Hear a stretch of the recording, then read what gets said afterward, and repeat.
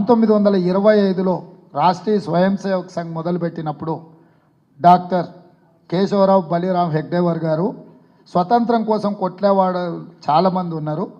హిందువుల యొక్క హక్కుల కోసం, హిందూ సమాజం కోసం పనిచేసే వాళ్ళు లేరు. అందుకోసమే నేను ఆర్ఎస్ఎస్ను ప్రారంభిస్తున్నా. 100 సంవత్సరాల లోపల ఈ దేశాన్ని హిందూ దేశంగా ప్రకటించే విధానాన్ని కార్యాచరణ తీసుకొని ముందుకెళ్తామని వారు మొదలుపెట్టినారు. ఆ రోజు ఆ 100 సంవత్సరాలు 2025 ఇప్పుడు పూర్తి కాబోతుంది. వారి తర్వాత బాధ్యతలు తీసుకున్న గోల్వాల్కర్ గారు రాసిన రచనలు మీరు అందరు చదివినారు. బంచ్ ఆఫ్ థాట్స్ కాకపోతే ఇతర విషయాలు. వారు రిజర్వేషన్లను వ్యతిరేకిస్తూ స్పష్టమైన విధానాన్ని మాట్లాడినరు, రాసిండ్రు.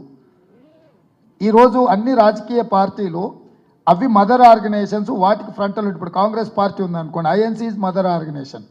మాకు యూత్ కాంగ్రెస్ కావచ్చు, ఎన్ఎస్యుఐ కావచ్చు, మహిళా కాంగ్రెస్ కావచ్చు, ఐఎన్టీయూసీ కావచ్చు, ఇవన్నీ మా ఫ్రంటల్స్. మిగతా రాజకీయ పార్టీలు కూడా రాజకీయ పార్టీలే మెయిన్ ఆర్గనైజేషన్స్, మిగతా ఇవన్నీ frontals. Whereas in BJP is not an a mother organisation.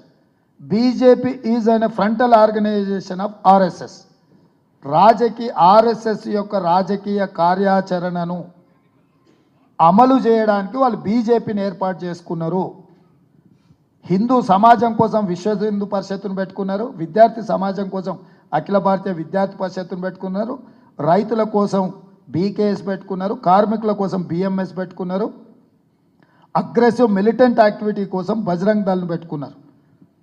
ఆదివాసీల కోసం వనవాసి కళ్యాణ్ పరిషత్ అని పెట్టుకున్నారు. అంటే ఆర్ఎస్ఎస్ యొక్క ఎజెండాను అమలు చేయడానికి ఆర్ఎస్ఎస్ ఎన్నో ఫ్రంటల్ ఆర్గనైజేషన్స్ పెట్టుకున్నది. అందులో political frontal organisation is BJP. 3 తలాక్, 370 article, citizen amendment act, uniform civil code, వీటన్నిటిని కూడా ఆర్ఎస్ఎస్ ఎజెండాలో ఉన్న వాటిని పూర్తి చేసిండ్రు. ఇప్పుడు మిగిలినవి రెండు. ఒకటి రాజ్యాంగాన్ని మార్చడము, 2 రిజర్వేషన్లు రద్దు చేయడం. ఈ రెండింటిని అమలు చేయడానికి 2/3 మెజారిటీ కోసం ఇస్ బార్ 400 పార్ అనే స్లోగన్ తీసుకొని 400 సీట్లు వస్తే 2/3 మెజారిటీతోని సభలో పాస్ చేసి మోర్ దాన్ 50% రాష్ట్రాలలో ప్రభుత్వాలు ఆమోదిస్తే ఆ బిల్ పాస్ అవుతుంది.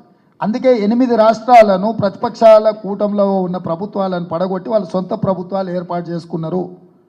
ఈ 2025 అనేది మనకు అత్యంత కీలకమైన సంవత్సరము. ఆర్ఎస్ఎస్ 100 సంవత్సరాలు పూర్తి చేసుకోకపోతుంది.